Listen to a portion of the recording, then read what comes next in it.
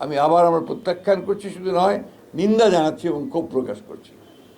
যাই হোক, যে কথা বলছিলাম যে আজকে বিভিন্নভাবে বিএনপির বিভিন্ন কর্মকাণ্ডের উপরে বিভিন্নভাবে আপনার প্রচেষ্টা চালানো হচ্ছে ওই শক্তিটির পক্ষ থেকেই একটা আবার ধূম্রজাল সৃষ্টি করা, আবার একটা বিভেদ সৃষ্টি করা।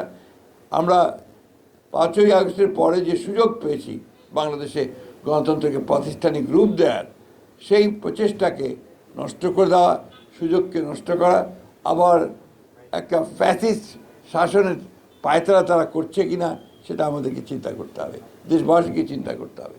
ভিন্নভাবে দেশকে আবার স্বৈরাচারের মধ্যে তারা নিতে চায় কিনা সেটাও আমাদেরকে চিন্তা করতে হবে। এবং তাদের যে অতীত ইতিহাস, সেই ইতিহাস আমরা সবাই খুব ভালো করে জানি। সেই কারণেই সমগ্র জাতি অত্যন্ত সচেতনভাবে তাদেরকে প্রত্যাখ্যান করেছে এবং আগামীতে যেন পুরোপুরি তাদেরকে নির্মূল করা যায় রাজনৈতিকভাবে, সেইভাবেই আমাদেরকে কাজ করতে হবে। সেই কারণেই এই পয়লা মের যে সমাবেশটি এখানে অনুষ্ঠিত হবে আমাদের পার্টি অফিসের সামনে দুপুর 2টায়, না নামাজের পরেই এই সমাবেশে প্রধান অতিথি হিসেবে উপস্থিত থাকবেন আমাদের দলের চেয়ারম্যান এবং বর্তমানে বাংলাদেশের সবচাইতে জননন্দিত প্রধানমন্ত্রী জনাব তারেক রহমান।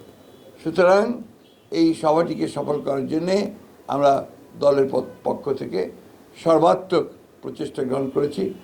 বাংলাদেশের মানুষের কাছে আমাদের আবেদন থাকবে যে তারা এই দিবসটি যথাযথ মর্যাদার সঙ্গে পালন করবেন।